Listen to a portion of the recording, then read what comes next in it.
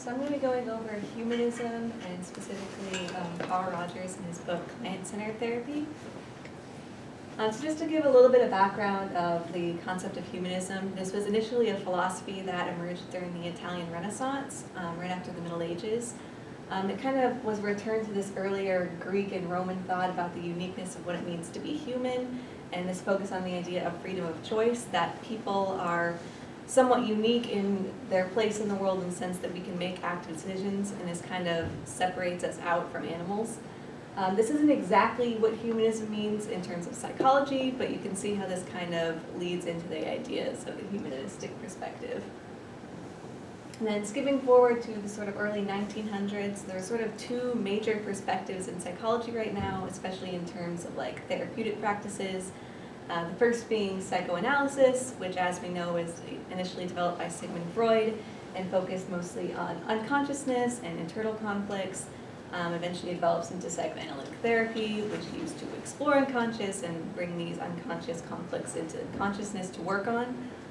The other major perspective right now is behaviorism, which focuses more on observable behaviors and things like learning and classical and operant conditioning. And this, in about the mid-1900s, develops into forms of behavior therapy, where we kind of use these theories to try to get people to form more adaptive behaviors in life. But then looking at these two different perspectives, there's this idea of there's something kind of missing here. If psychoanalysis is focusing mostly on unconsciousness and behaviorism is focusing mostly on things that we can see people doing, there's not really a perspective that focuses on consciousness and actually active decision making and those things that make us uniquely human, back to that idea of humanism. So going forward, that's kind of what we need to fill the gap in, is some sort of therapy that deals with sort of that side of psychology.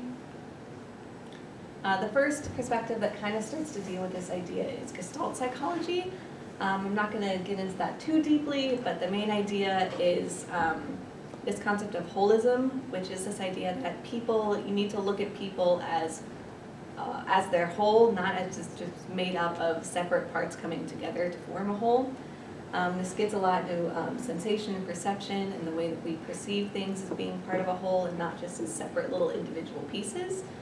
So like this sort of popular optical illusion here, there's not actually any whole triangles in the image, but when you look at it, you kind of trick yourself into thinking that there are, because we perceive things as a part of a larger whole as opposed to the little pieces that we put together. Then this develops into this idea of Gestalt therapy in the 1940s, and then later to the Gestalt approach, which focuses on present experience as opposed to the past or the future. The Gestalt psychology still kind of exists as its own perspectives in psychology, not as popular as humanism, but you can see how it kind of informs the humanistic perspective as well. So getting into Carl Rogers himself, he initially planned on becoming a minister, but he, when he was studying to become a minister, he started taking some classes in psychology and ultimately decided to switch over to doing that completely. He got his PhD from Columbia University in 1931 and then soon started to work for the Rochester Society for the Prevention of Cruelty to Children. This is where he started using clinical practices for the first time and where he started to develop kind of some of his theories for clinical practice.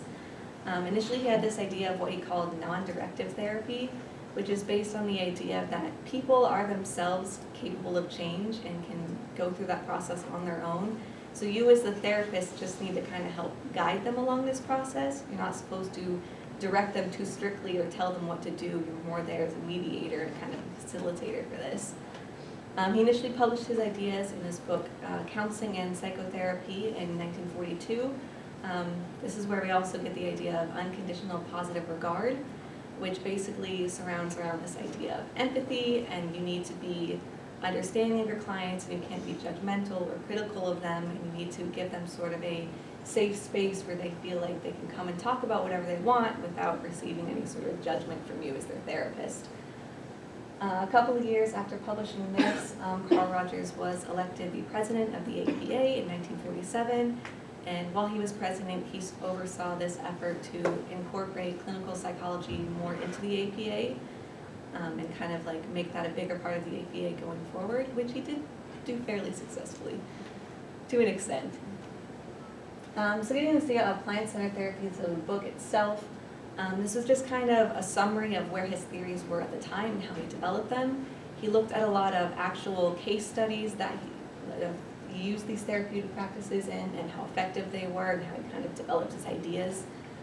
There are also separate sections of this book by a couple of other authors on play therapy, group-centered leadership, and group-centered therapy. And then there were some sections toward the end about student-centered teaching, which is essentially applying his therapeutic ideas to education. And then it ended with a section on how you can actually train counselors and therapists to use this kind of therapy. So kind of to summarize the major ideas of this theory. The first is that you as a therapist have to have faith in your client. Again, that idea that people are capable of making changes on their own, and you have to believe that your client can do that. Because if you don't believe it, your client's going to pick up on the fact that you don't believe it, and then they're not going to believe it either. Again, you also have to be empathetic and understanding. You have to see where your client is coming from.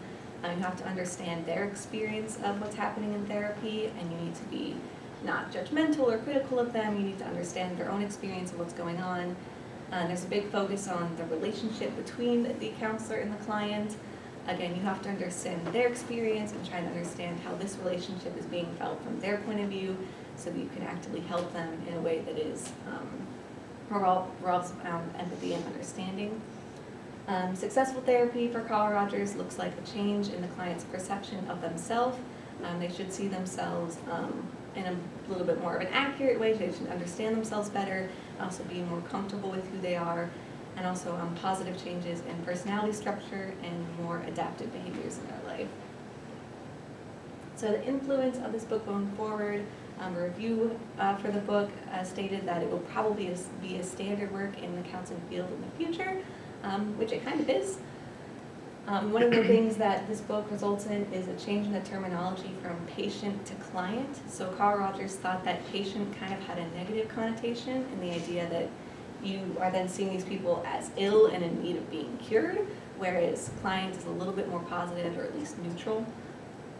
And then this idea again about the therapist as a facilitator, not directing them or telling them what to do, but just sort of guiding them along their path of how they can themselves get pushed for better change. Again, this focus on the client's experience of therapy.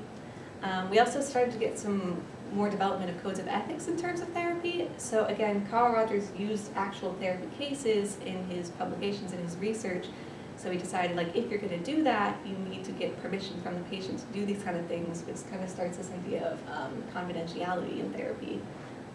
And also this idea that he used theory to inform his his practical experience to inform his theory.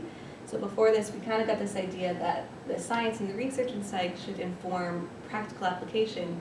He kind of worked backwards from that, and this idea that you can use your experiences with clients to inform theory so they can kind of go in a circular manner as opposed to just one influencing the other. And then we get eventually the development of the humanistic perspective in psychology. This was initially developed at this 1964 conference in Connecticut, which Carl Rogers was at. It is still a major perspective in psychology, sometimes referred to as the sort of third force. Again, this idea that it kind of filled the gap left by psychoanalysis and behaviorism. Carl Rogers' version of therapy still exists today. We now call it person-centered therapy instead of client-centered therapy. And then we have other popular psychologists within this perspective, such as Abraham Maslow and his idea of the hierarchy of needs. We get this idea that people can achieve things and get better on their own, but that there are other needs you have to meet first before they're capable of doing that. Any questions?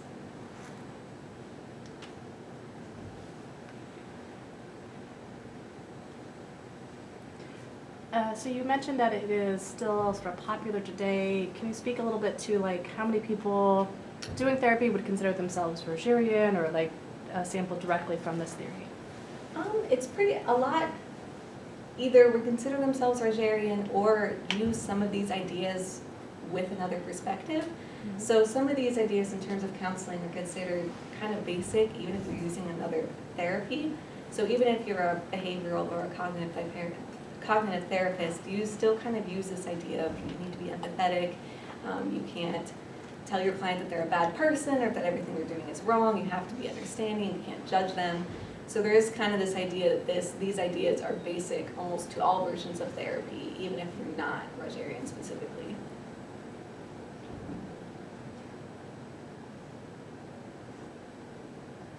Thank you.